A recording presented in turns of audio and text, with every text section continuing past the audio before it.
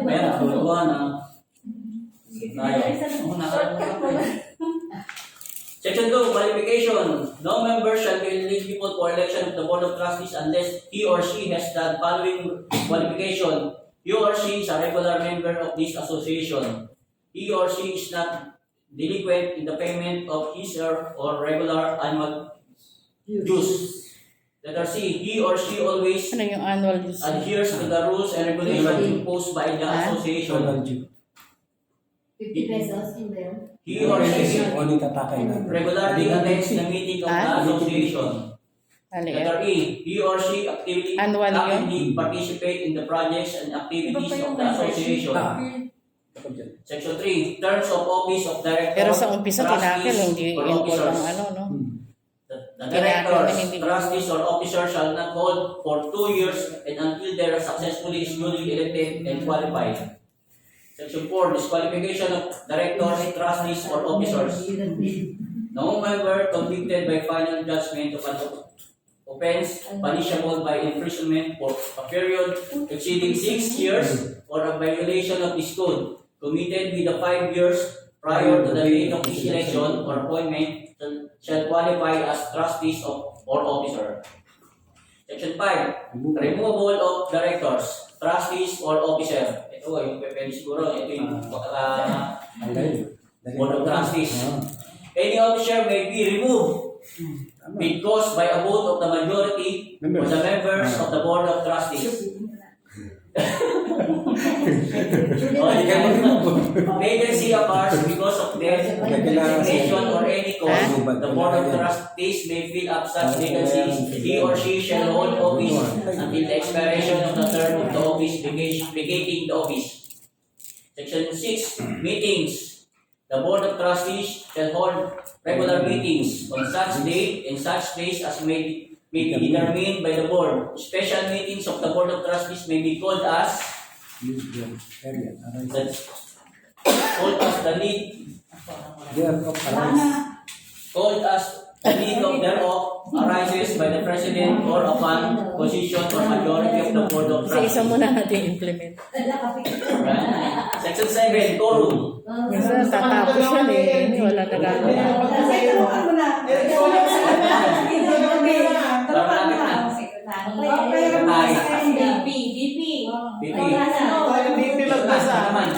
Hindi, dapat yung secretary. Para may mga content, tayo sasalo. Kasi baka may magtanong.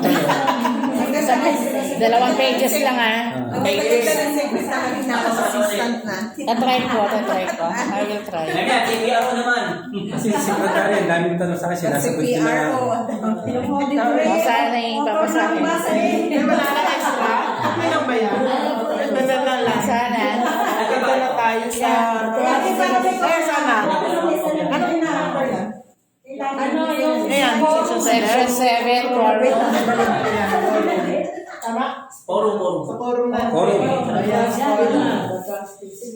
Section 7, quorum. The trustees shall act only as a board, and individual trustees shall have no power as such. A majority of the trustees shall be necessary at all meetings to constitute a quorum for the transaction of any business, and every decision of a majority of a quorum duly assembled as a board shall be valid as a corporate act, except for the following, which require the majority vote of the total membership of the Board of Trustees. Letter A, any amendment to the Articles of Incorporation subject to such membership approval as may be required by law. Letter B, any amendment to bylaws of the association subject to such membership approval as may be required by law.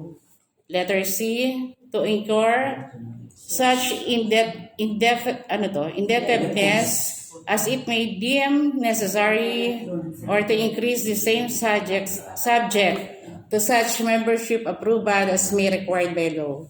Section 8 powers. The Board of Trustees shall have the management of the business of the association, and such powers and authorities are herein stated in these bylaws or by statutes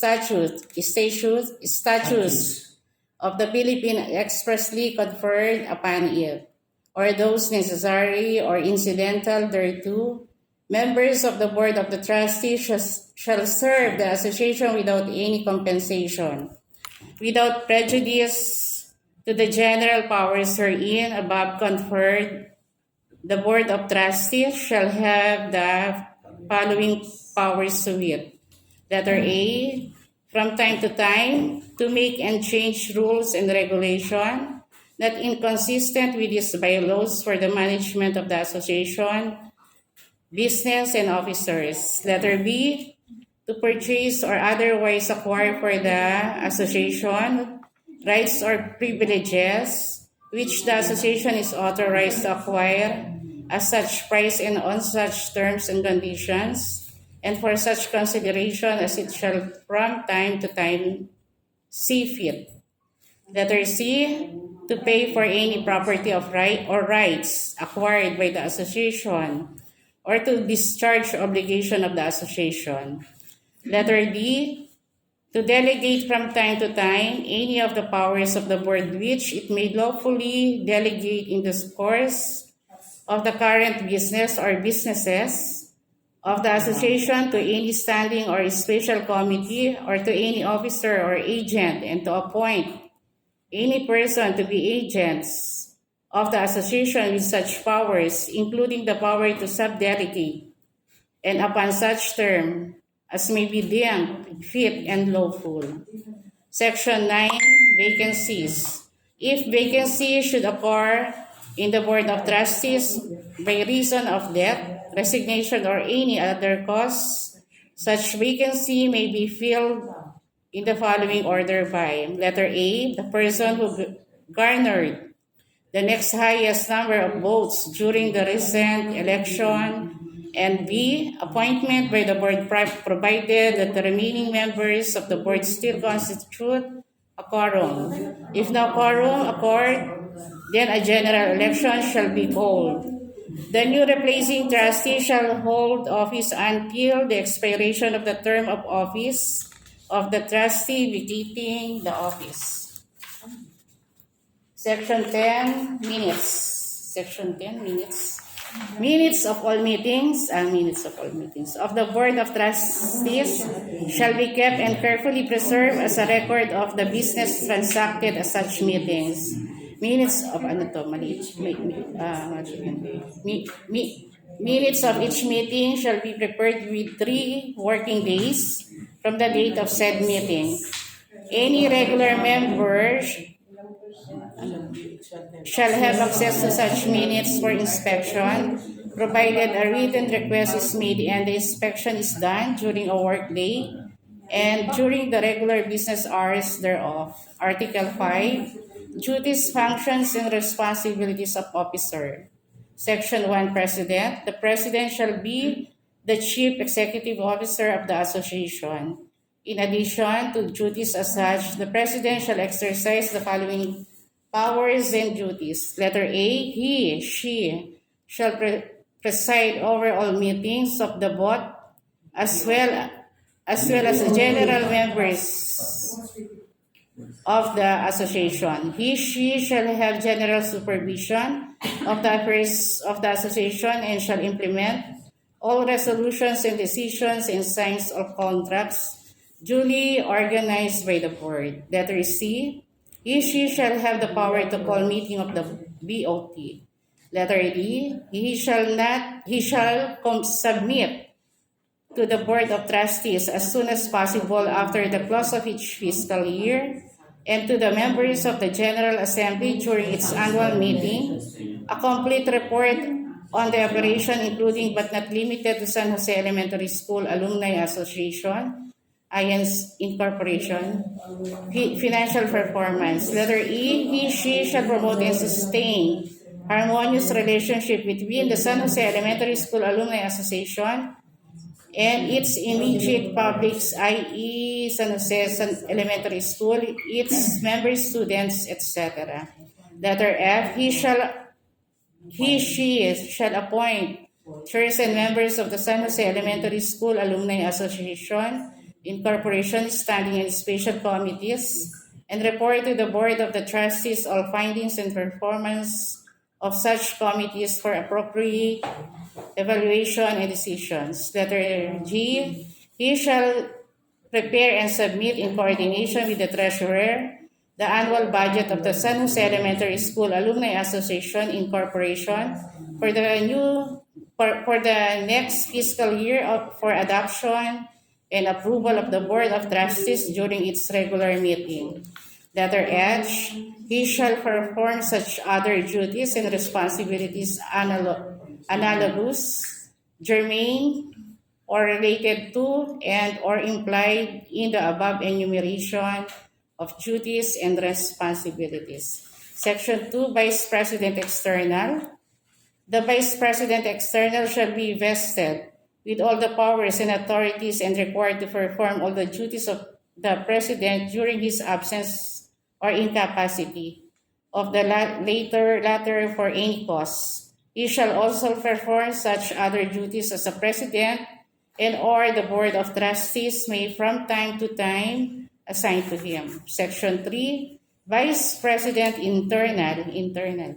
The Vice President Internal Affairs performing the President duties in the absence the said President to maintain internal communication with the batches and teachers, principal, and other sector. Ikaw na. Section 4, Secretary. Letter A, she shall keep accurate and updated records of number 1, the membership rolls of the San Jose Elementary School Alumni Association Incorporation, including its school organization. Number 2, the minutes of regular and special meeting of the Board of Trustees. And number 3, all reports of the officers and committees of the San Jose Elementary School Alumni Association Incorporation. Letter B, he shall serve notices of all meetings to the Board of Trustees. Letter C, she shall conduct routine correspondence and inform the San Jose Elementary School Alumni Association membership of official action of the Board of Trustees, which when requested to do so. Letter D, she shall certify board resolution. Letter E, she shall take the vote during all San Jose Elementary School Alumni Association Incorporation regular meetings and special meetings that may be convened.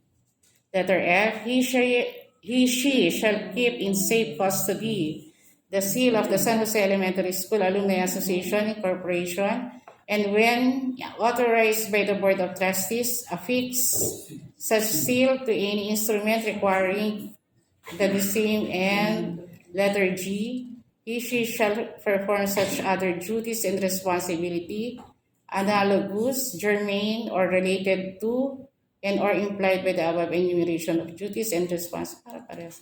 Section 5, Assistant Secretary. The Assistant Secretary shall assist the Secretary in the performance of the above function. In event of the absence of the Secretary, the Assistant Secretary shall assume the duties of the Secretary.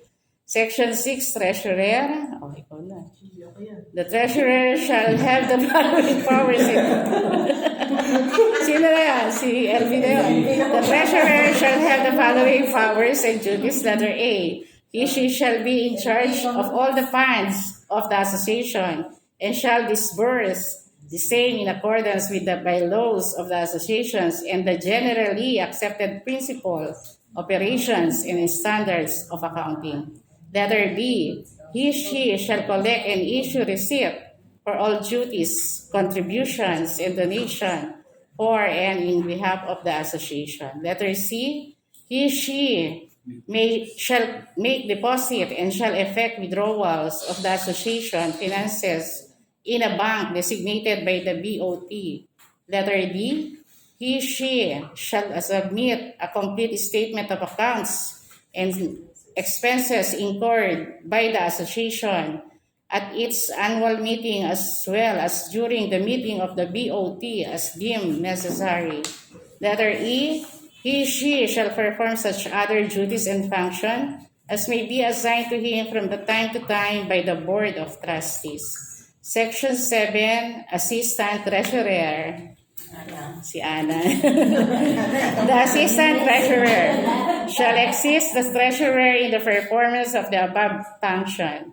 In event of the absence of the Treasurer, and the Assistant Treasurer shall assume the duties of the Treasurer. See. Section 8, Auditor. Letter A, she shall examine and audit the book of accounts of the association. Letter B, she shall certify all financial reports prepared and submitted by the Treasurer.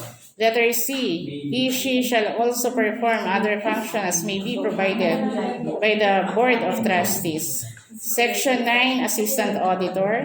The Assistant Auditor is to monitor and analyze the financial report, Assistant auditor prepare the financial report and ensure compliance with the tax regulation. They determine both the strengths and weaknesses of the finance of an association. Section 10. Board of Directors. Board of Directors. The officers, the elected chairman, Board of Directors members. Lahat na yan. lahat na yan, the Board of Members. Directors. The officers, the elected directors, shall constitute the board directors, the board. It shall be duty of the directors along with the officers, the executive committee, to act upon all matters pertaining to the association in the interim period between annual meeting. The elected directors are voting members and shall be on call at the direction of the President.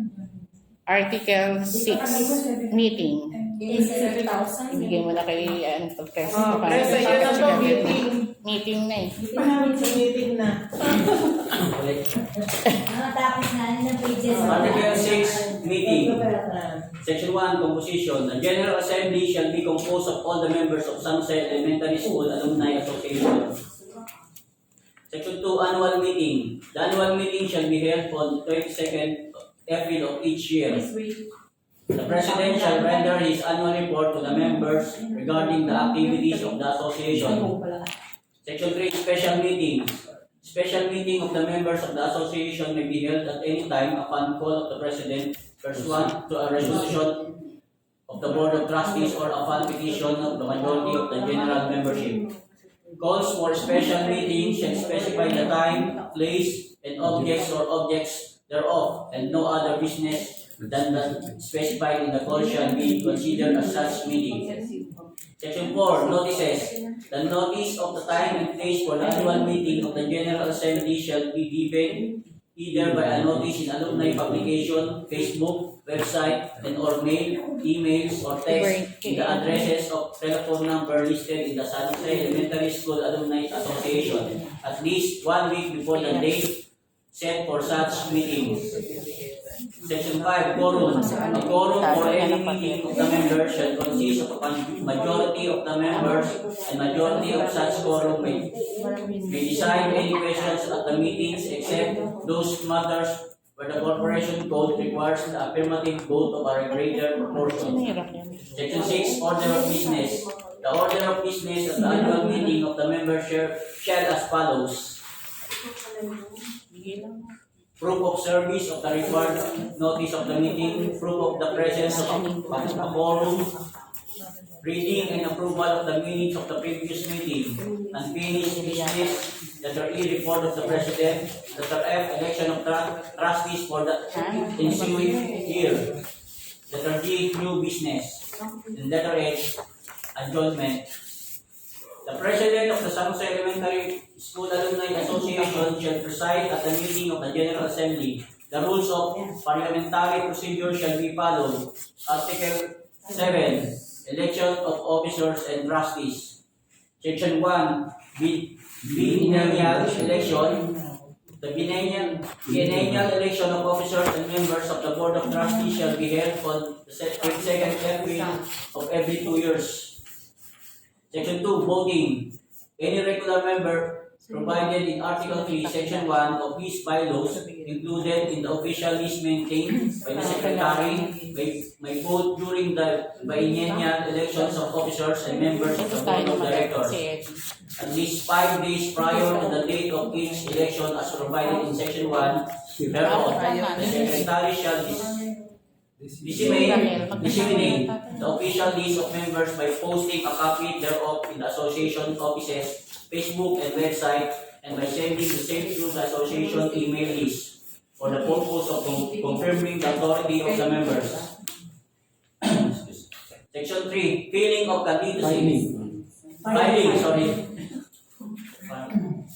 Filing of candidacy. Any regular members in good standing who wishes to serve as an officer or a trustee of the association shall file his candidacy with the association not earlier than 30 days, but not later than 5 days prior to the date of each biennial election. The association shall formulate and adopt a standard candidacy form, which shall include a statement of commitment that said candidate shall not the time and effort necessary for the fulfillment of the function of the position in which he aspires. Section 4, Elections Committee. The Board of Trustees shall form an election committee at least 30 days prior to each election date, composed of 3 members and act as chairman, partner, and member. The election committee shall be responsible for the conduct of the elections of officers and members of the Board of Trustees. In the event that the candidate's field is less than the required number of positions to be filled, the election committee shall open for nomination such position and number of vacancies in the board necessary to complete the same. The election committee shall list all the candidates on a ballot in alphabetical order under each office and shall be voted at the biennial election of officers and members of the Board of Trustees. The election committee shall be sole judge of all contests relating to the elections, terms and qualification of the officers and members of the Board of Trustees. It shall ensure that no single graduating batch of Sunshine Elementary School has more than 3 members simultaneously serving in the Board of Trustees. It shall adopt such rules and regulations as may be necessary or desirable for the discharge of its functions. Article 8, Finance.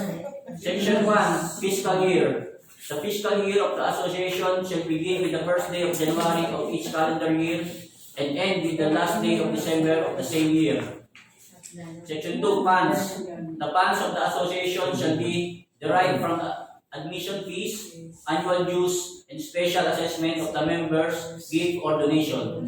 Section 3, Membership Fee. The members shall be paid the entrance fee on admission and no